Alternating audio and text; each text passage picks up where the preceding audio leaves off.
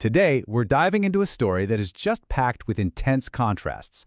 We're going to see a moment of incredible, selfless devotion, followed almost immediately by an act of cold, calculated betrayal. And it all happens in the final, fateful days of Jesus' life. So here's our roadmap for this. We're going to follow the tension as it builds. We'll start with a secret plot brewing in the background, then witness a truly profound act of love. We'll see how that's immediately contrasted by treachery, join a final, fateful meal, and wrap up with a pretty stunning prediction of failure. All right, so let's set the scene. We're in Jerusalem. The city is just buzzing with energy. Everyone's getting ready for Passover, which is one of the biggest religious festivals of the year. But under all that festive noise, something really dangerous is starting to take shape. You see, the chief priests and the teachers of the law are working against a deadline.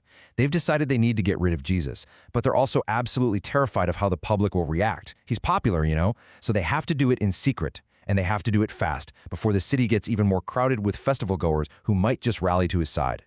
Okay, so just as we're wrapping our heads around this dark plot in Jerusalem, the story completely shifts gears. We leave those corridors of conspiracy and go to a quiet home in a nearby village called Bethany, where things take a sudden, really beautiful turn.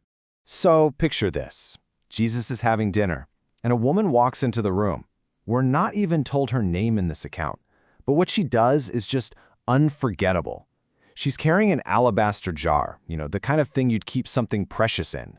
And without saying a word, she breaks it and pours this incredibly expensive perfume all over Jesus' head. And to really get the sheer scale of this gesture, you have to understand what it cost. This perfume was worth more than a year's wages for your average worker. I mean, think about that. This wasn't some casual little gift. This was an act of extravagant, almost reckless devotion.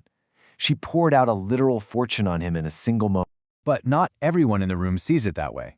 In fact, some of the other guests are immediately indignant.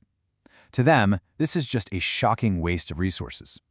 Their criticism is sharp, it's practical. They're thinking, do you know how many poor people we could have helped with that money? And they let her know it, rebuking her pretty harshly. And right away, Jesus jumps in to defend her. He silences the critics and completely reframes her action. He sees past the price tag to what it truly symbolizes.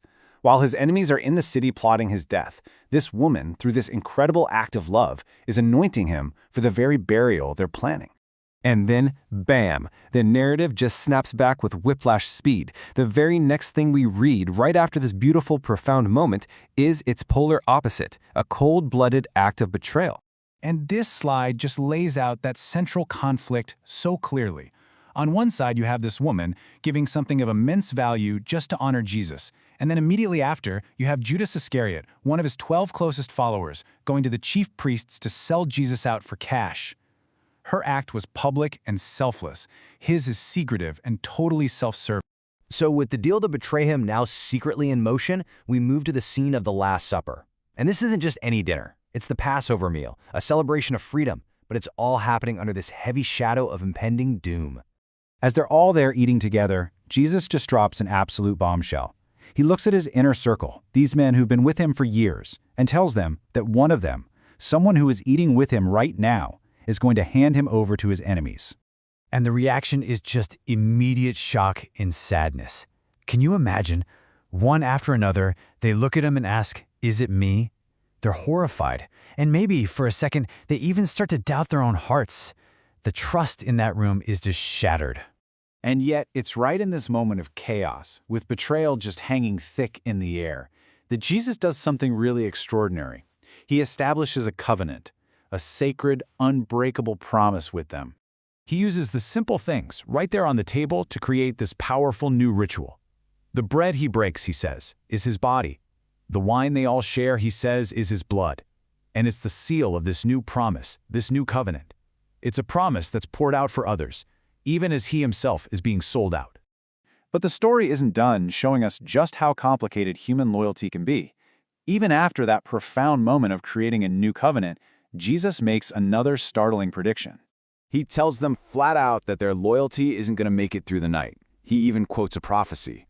When the shepherd is struck down, the sheep will scatter. What he's saying is that every single one of them is going to abandon him when things get tough. And this right here brilliantly illustrates that conflict between our best intentions and our human frailty.